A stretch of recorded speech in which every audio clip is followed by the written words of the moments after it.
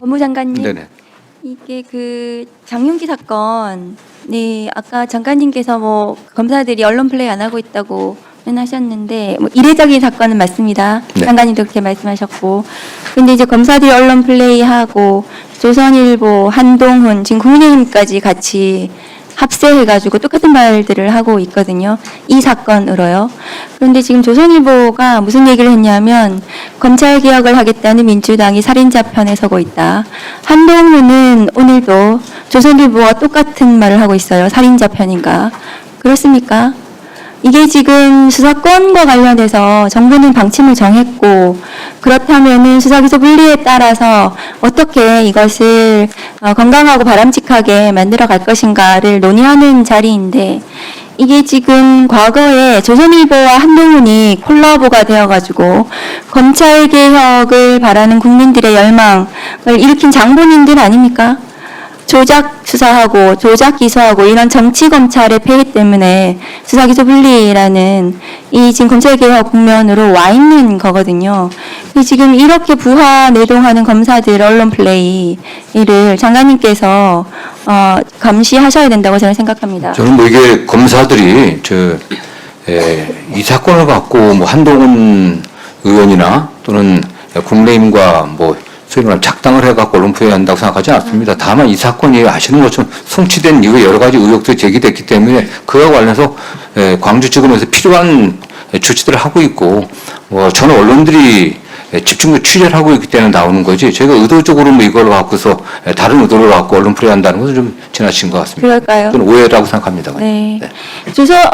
이게 이 사건이 이제 살인으로 송치가 됐는데 강간살인으로 제명이 변경됐습니다. 네네. 변경된 이제 중요한 요인들을 봤더니 경찰에서는 리얼돌에 대해서 경찰 단계에서 사진을 촬영하고 DNA 채취도 했습니다.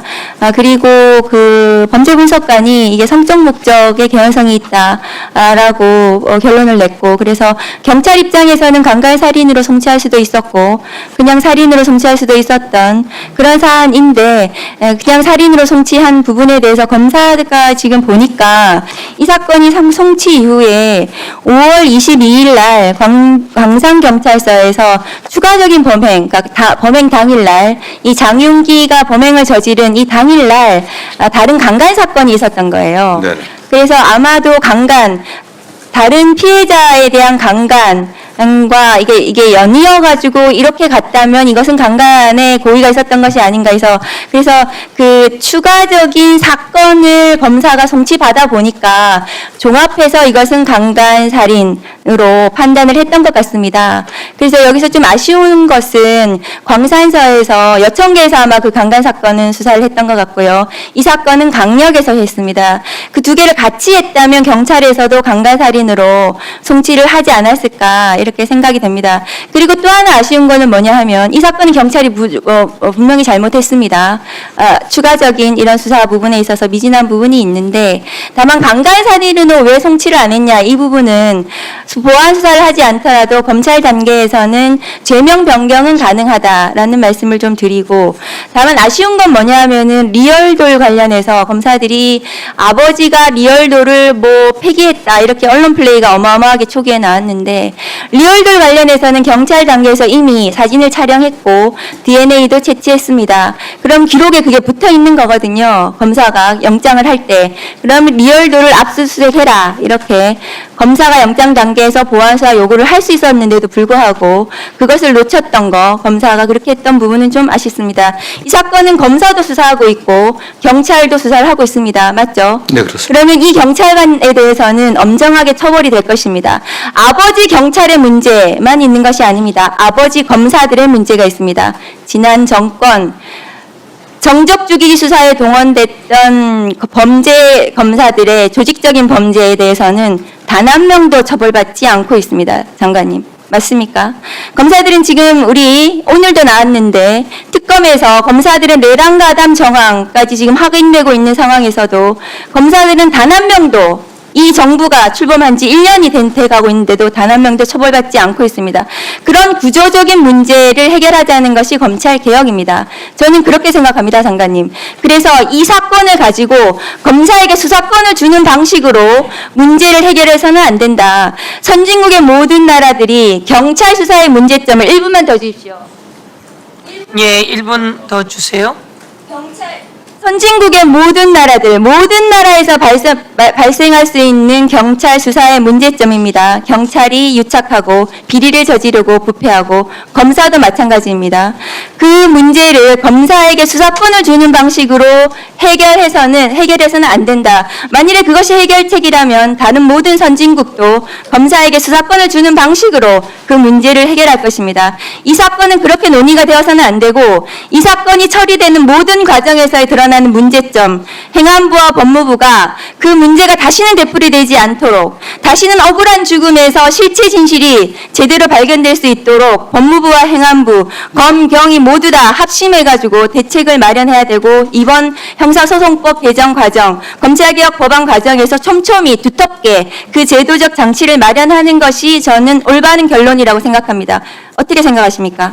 그 의원님도 아시다시피 이미 검찰은 수사 권한이 없습니다. 이미 수사 개시할 수 있는 권한, 인재에서 수사에 착수하는 권한이 없습니다. 이미 뭐 공소청, 준수청 만들어졌고 없는데 다만 1차 수사기한 그 경찰이나 중수청이나 어떤 국가수사본부나 1차 수사기관의 수사 결과에 대해서 그냥 단순하게 기소할 것인지 아니면 거기에 대해서 부족한 점들은 어떻게 검증할 것인지 이런 문제도 좀 남은 것 같습니다. 그 과정에서 피해자의 보호가 좀 소홀하지 않게 해야 된다는 게 제가 일관된 주장이었던 것이고요.